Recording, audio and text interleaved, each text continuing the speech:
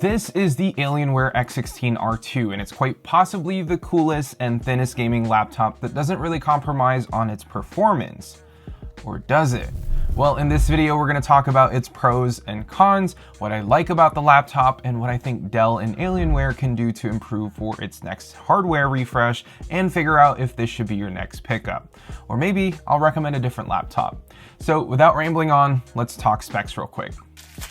So this Alienware X16 R2 is rocking the Intel Core Ultra 9 185H processor, which is Intel's Meteor Lake chipset with the Intel Arc iGPU. This also packs 32 gigs of RAM, which is soldered onto the motherboard, so unfortunately it's not user upgradable, but they are quite fast at 7467 megatransfers per second. This also comes with 1 terabyte of SSD, although you can also upgrade it if you'd like, and an RTX 4080 with 12 gigs of VRAM and a TGP of 175 watts, which is really powerful.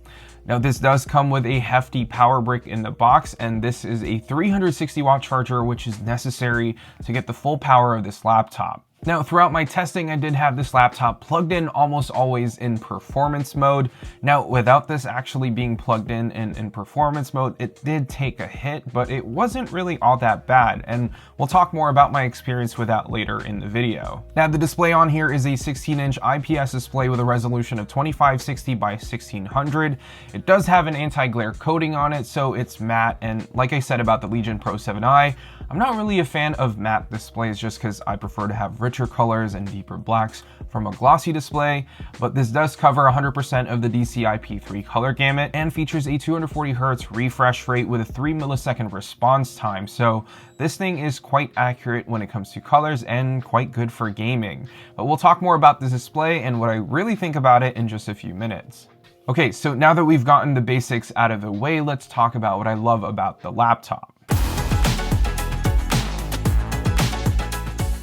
Pro number one would be the design and build quality. There's just something about the Alienware brand that brings nostalgia and gaming all into one, and I don't know if it's because I'm a 90s kid and growing up and seeing Alienware laptops out and about and be able to run the best of the best games back in the early 2000s made me really appreciate the brand, or if it's because, you know, their design, and even till this day, is still quite iconic and different from its competition. The X16 R2, when you open it up, is quite thin for a gaming laptop, and I will say for a gaming laptop to be this thin, I'm actually surprised by the power this packs inside, and the fact that it's able to cool the laptop at this dimension is really impressive. And speaking of cooling, I personally love this exhaust vent that extends to the back of the device with the RGB lights all around the vents and ports. It's pretty on brand for Alienware, and they still have that iconic alien head on top of the laptop that's also lit with RGB, and the trackpad, while it is a little bit smaller than usual, it's glass, and it's also lit by RGB2 for maximum gamer mode. But one thing about this trackpad though, it has this really satisfying click from it compared to my other laptops. I think precision wise it's accurate, but the clicks just sounds and feels so different, and I love this. Yeah, that's pretty satisfying. Now overall, the build quality is superb. There's little to no flex anywhere on the laptop, from the display to the keyboard to the bottom of the laptop. Everything is just built really well. It's a premium gaming laptop through and through. Also, one last thing to note here is that the feet on the bottom are quite unique. It has this rubber feet that goes all around the laptop that makes sure that the laptop is getting enough airflow from each side of the laptop, which is kind of genius. And on to pro number two would be the optional mechanical keyboard. Now, my review unit is equipped with the Cherry MX Ultra Low Profile mechanical keyboard, and as someone who loves mechanical keyboards and, you know, have quite a few around the studio, this keyboard is so worth it. I love the tactile feedback. I love how each press feels like I'm typing, you know, on an actual keyboard and not a laptop keyboard, if that makes sense. I also love how this thing sounds, so take a listen.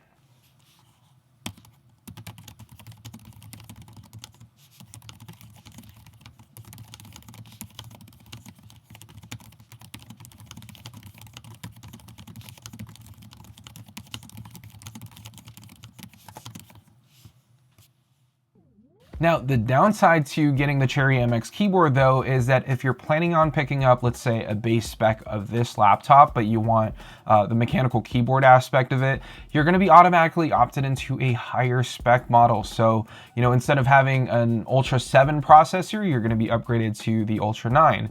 Instead of a 4060 or 4070, you're going to get upgraded to the 4080, and that 16 gigs of RAM will be automatically upgraded to 32 gigs because the 4080 apparently needs you to have that much RAM. Now, I'm not exactly sure why you need all of those extras on this laptop just to have the Cherry MX keys, but it would have been cool to have this option on lower spec versions of the laptop as well. Okay, so for my last pro here, and it's the performance. Now, I do want to clarify that, this isn't going to be the fastest gaming laptop out in the market right now.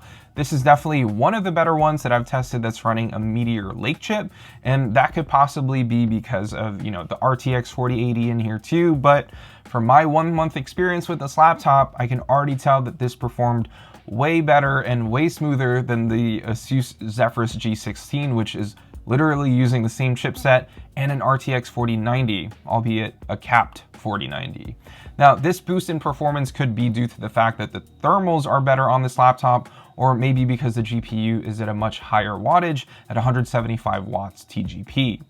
But just to give you guys some numbers on this laptop, in Geekbench and in performance mode, this laptop got a multi-core score of 14,425 and a single core score of 2,290. Now, as a reference, here's what I got from, the laptops that I have in a studio currently. And as far as GPU goes, we got a score of 158,131, which isn't that far off from the Legion Pro 7i, but definitely ahead of the G16 with that 4090 and M3 Max from Apple. Now, in Cinebench 2024, we're getting 1,101 points for its multi-core score and 110 points for its single core. And then for GPU, we're getting 17,062 points, which again is a step above what the G16 is able to push out graphics-wise, but still behind the Legion Pro 7i. But when it comes to actual gaming though, I'm getting really good frames in all of the games that I play, and from my 1 month experience with this laptop, it performed like a champ. Now, if you do care about frame rates versus, actual graphics quality, I definitely recommend using DLSS whenever you can, just so you can, push out extra frames out of your machine without losing too much quality. I've been able to play Cyberpunk 2077 in high or ultra textures, max resolution, and everything ran smooth like butter. I'm almost always above 140 frames per second in that performance preset, and around 100 to 120 in that quality preset. Now, if I do lower the resolution down to 1440p or even 1080p and tweak my DLSS settings, I can definitely take advantage of that sweet 240 Hz refresh rate. But, if you keep things at 1600p, everything just looked and played really well. Now, even if I were to connect this to this cutie OLED monitor that I have in the studio, which, by the way, looks really beautiful, so let me know if you guys want a separate video on this. But yeah, even if I was to connect this monitor and game on this cutie OLED display, I didn't have any issues with performance just because, how powerful this machine is. The only thing I will say, which we'll get to shortly in the cons, is that the fans can get quite loud if you're in performance mode, but it does and will keep the laptop cool when gaming. And also, 90% of the gaming laptops I've been testing have had all very similar acoustics when gaming. And, if you're playing with headphones on or you have the speakers really loud, then, it's not really going to matter all that much.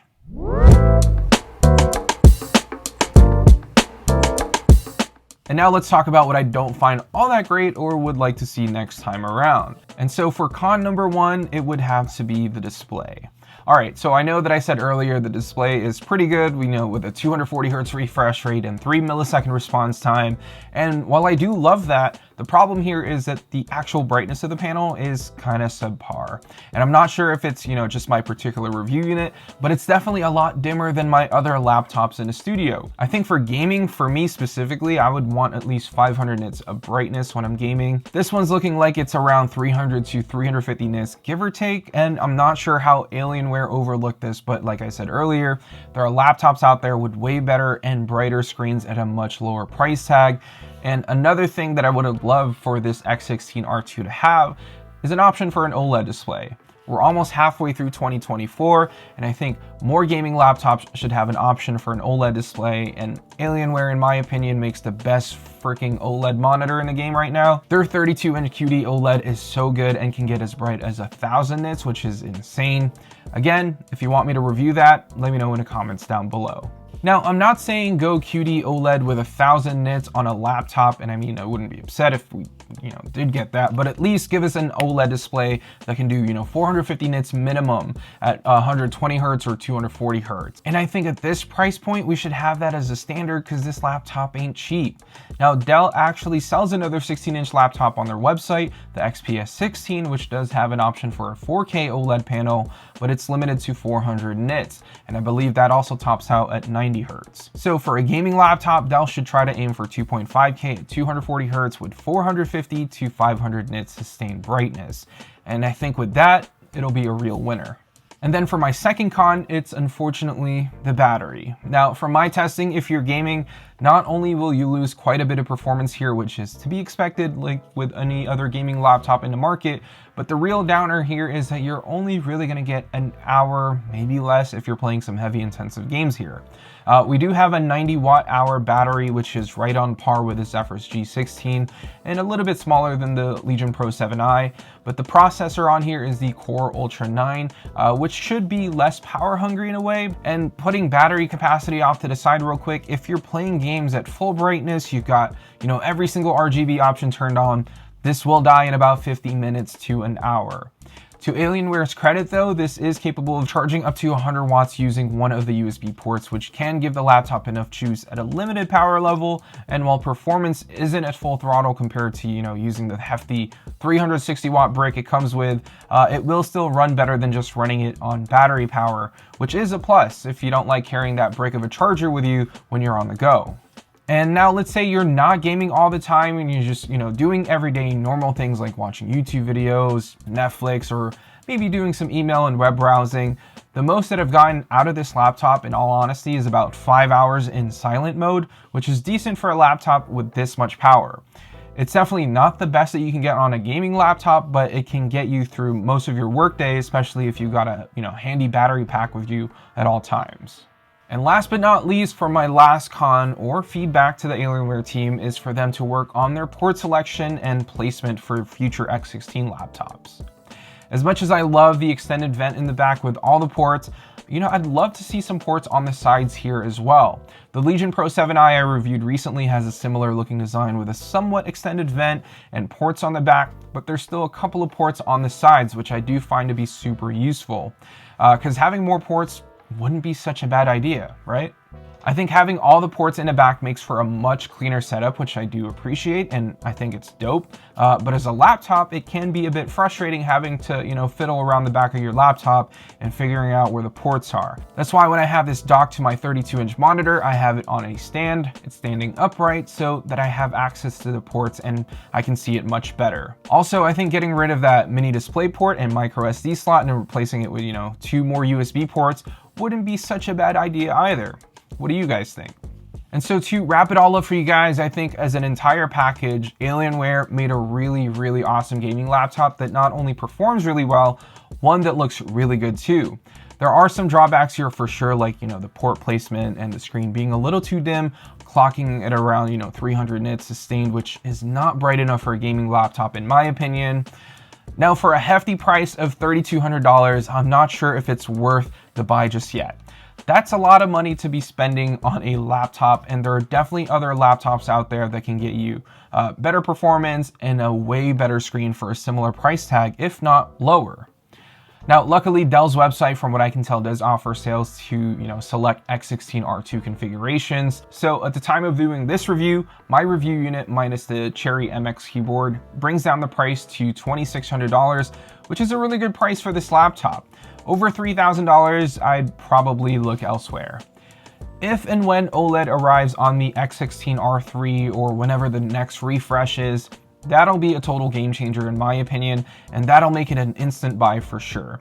I think Dell and Alienware can do some damage in the 16-inch gaming laptop category if that were to happen, but until then, look out for sales for the X16 R2. It's worth it at around that $2,500 to $2,600 price point, but definitely not over $3,000. Anyways, that's been it for this video. Thank you all so much for watching, and yeah, I'll see you all in the next one.